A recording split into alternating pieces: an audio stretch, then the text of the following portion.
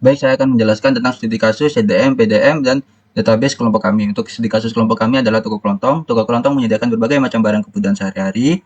Untuk entitasnya dan entitas toko, pegawai, transaksi, detail transaksi, supplier, barang, dan entitas supply. Dan untuk CDM-nya seperti berikut. Ada relation punya dari toko, entitas toko dan pegawai dengan one to many. Ada relation menangani dari pegawai ke transaksi dengan one to many. Ada relation dari transaksi dan detail transaksi yaitu jual dengan one to one, ada relation dari detail transaksi dan barang yaitu relation beli dengan many to many, ada relation dari barang dan supply yaitu menyediakan dengan one to one, ada relation dari supplier ke supply dengan relation menyuplai dengan one to many. Ini setelah digenerate dari CDN tercipta PDM dari kelompok kami yaitu ada FK pegawai punya toko, FK transaksi menangani pegawai, FK transaksi jual detail transaksi, FK detail jual dua transaksi. Karena tadi ada many to many, maka tercipta tabel baru yaitu tabel beli. Dari detail transaksi dan barang ada tabel beli yang berisi nomor nota dan ID barang. Lalu ada FK barang menyediakan supply, FK supply menyediakan barang, dan FK supply menyuplai supplier. Lalu untuk database kelompok kami yaitu ini tiap-tiap entitas sudah berisi minimal 10 data dan sudah kami pindahkan ke dalam MySQL database menggunakan DDL dan DML sudah tercipta. Ini merupakan database-nya, database toko kelontong. Sudah ada tabelnya, ada detail transaksi, entitas barang, entitas pegawai, entitas supplier, entitas toko, entitas transaksi, supply barang. Oke, selanjutnya adalah soal fungsi agregat. Jadi untuk fungsi agregat ini soalnya yang pertama itu tampilkan jumlah jenis barang yang disuplai pada tanggal 20 Oktober 2022. Jadi kita baru suplai barang. Oke. Selanjutnya karena di sini kita akan tampilkan jumlah jenis barang, jadi kita menggunakan operasi select.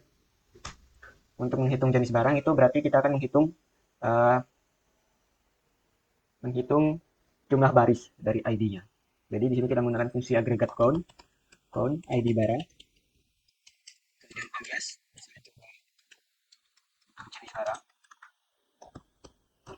jenis barang from tabel supply barang. Kemudian where tanggal supply sama dengan 2022 10 20. Kita execute. Nah, maka akan muncul jumlah jenis barangnya ada 12. Selanjutnya untuk soal yang kedua adalah tampilkan rata-rata harga dari barang yang disuplai pada tanggal 20 Oktober 2022. Masih sama karena tampilkan menggunakan operasi select. Kemudian untuk menampilkan rata-rata berarti menggunakan fungsi agregat average, AVG. Karena kita akan hitung rata-rata dari harga, maka average-nya berarti harga supply.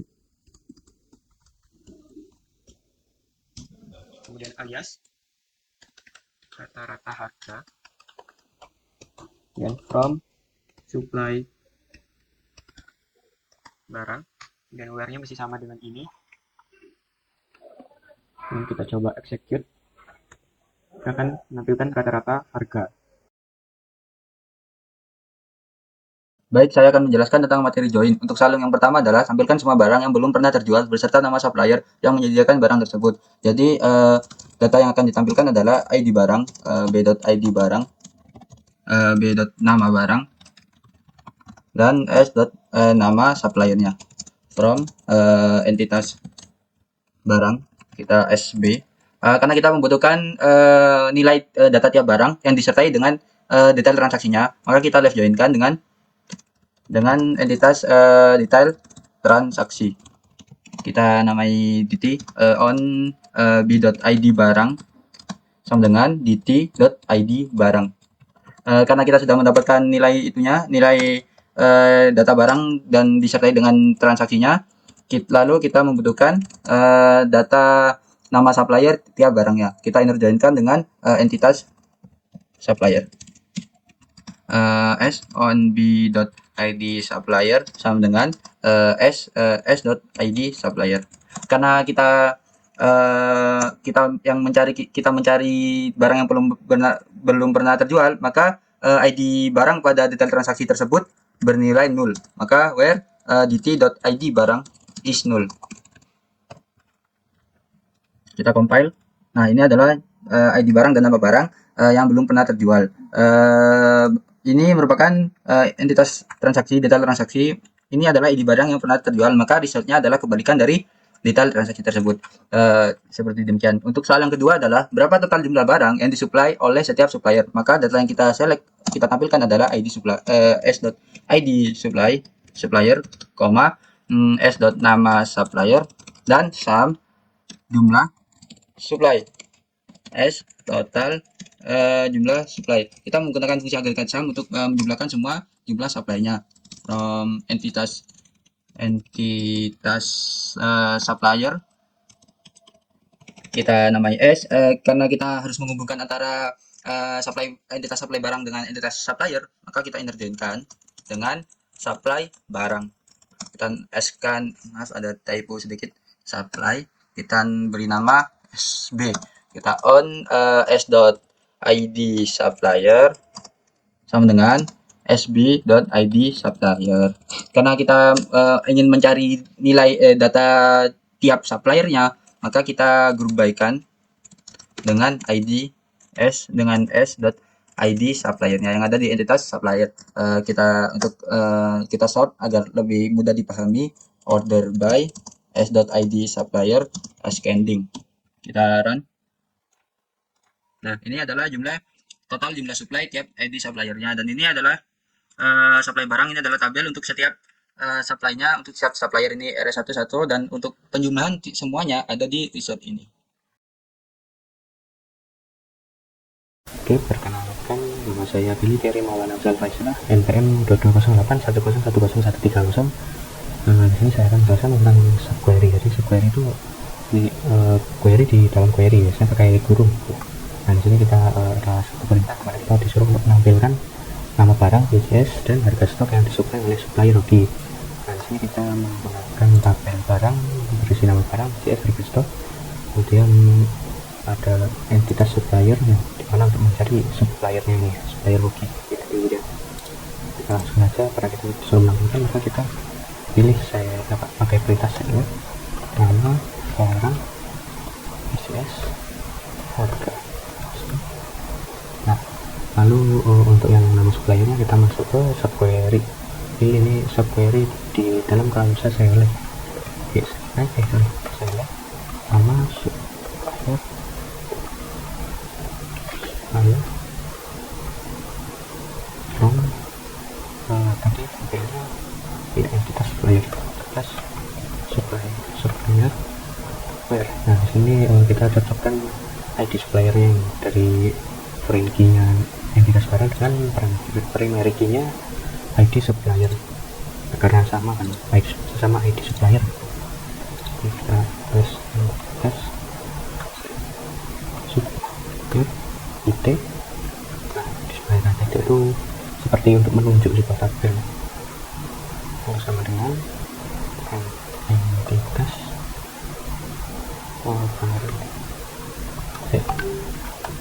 ID supplier. Lalu kita inisialkan sebagai apa ya, nama supplier saja,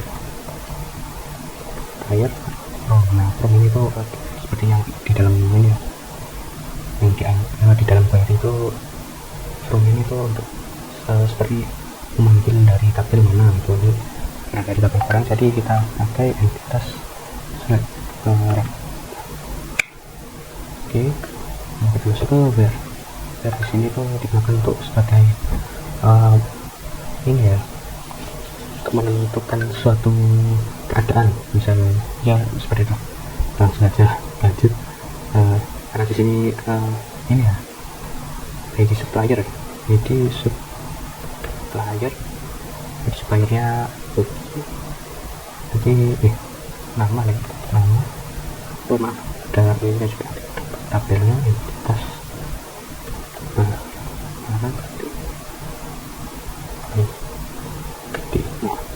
lalu kita masuk ke subquery juga. Jadi di sini ada di klausa select dan where. Select lalu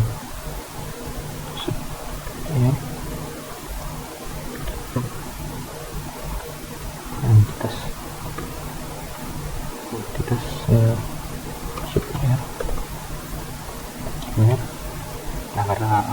namanya itu hoki, di tulis keadaan dimana nama supplier itu hoki ya.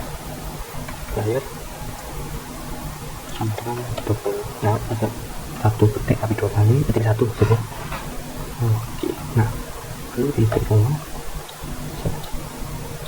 coba kalau ada ini apa ya, ganti ke ID coba. Nah ini dia ada nama barang, BCS, harga stok, dan nama supplier hoki semua sesuai ini tadi supplier hoki saya ini.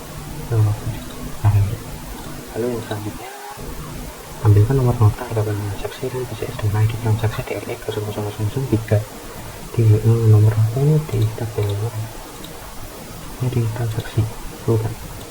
Nah ini ya oke langsung saya nomor nota lalu harga transaksi lalu BCS. Nah kemudian romnya dari ini ya tak sini aja ada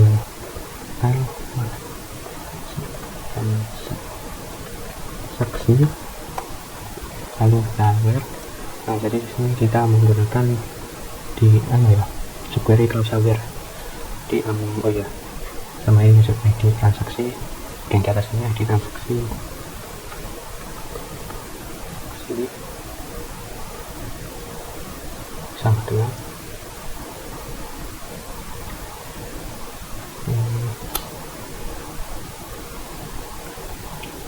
saya ID transaksi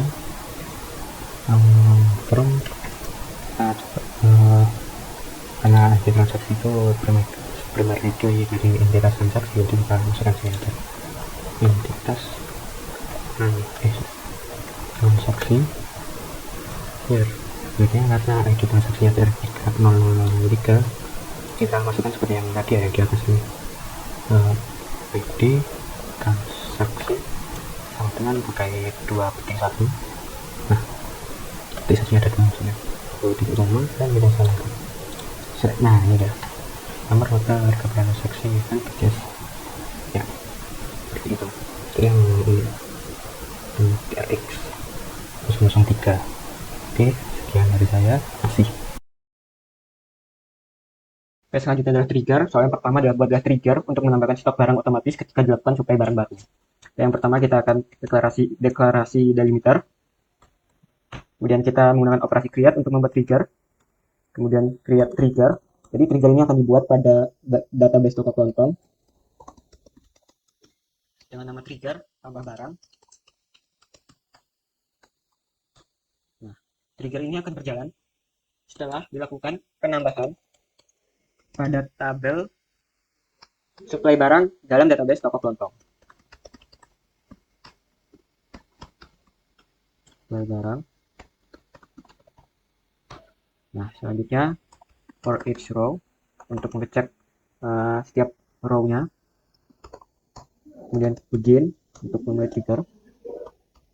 Begin update. Jadi setelah dilakukan penambahan suplai barang akan dilakukan update secara otomatis pada tabel entitas barang. Tabel entitas barang yang diupdate adalah pieces. Jadi pieces yang saat ini itu ditambahkan dengan pieces baru pada tabel suplai barang. New suplai barang. Nah, di tabel suplai barang pieces direpresentasikan dalam kolom jumlah supply. Jumlah supply. Where ID barang. Wah. ID barang sama dengan new ID barang. Kemudian N untuk mengakhiri. Sebelumnya triggernya masih belum ada ya. Kita coba execute. One success, kemudian kita refresh. Nah, trigger tambah barangnya sudah ada di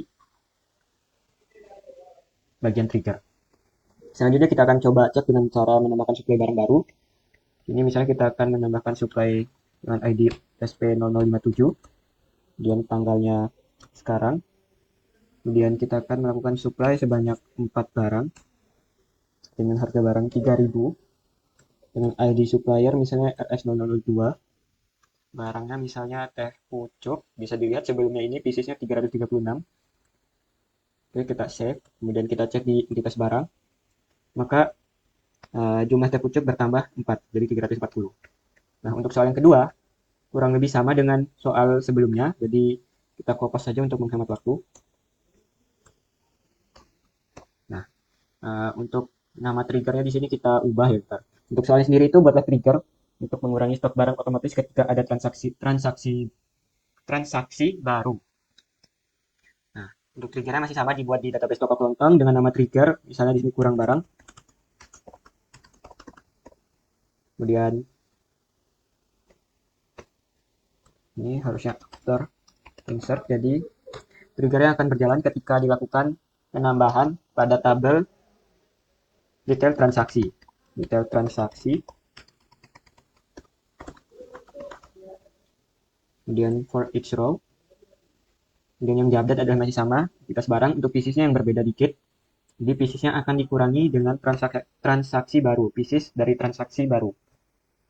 Jadi new detail transaksi pieces. Kemudian kita execute. Di sini triggernya baru satu, kita execute. One success, kemudian kita refresh triggernya. Maka trigger kurang barang berada di sini. Kita akan ngecek apakah triggernya sukses apa tidak dengan cara menambahkan transaksi baru. Misal di sini kita milih untuk ID atau nomor nota itu 01 23 011 325. Harga transaksinya 30.000 misalnya.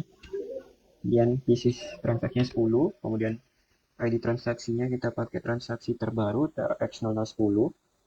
Untuk barang kita beli itu teh pucuk lagi. Jadi sebelum dilakukan transaksi, jadi jumlah teh pucuk itu masih 340. Oke, kita akan membeli teh pucuk sebanyak 10, jadi 340 dikurang 10 harusnya 330. Kita ngecek lagi di entitas barang. Nah, teh pucuknya otomatis berkurang jadi 330.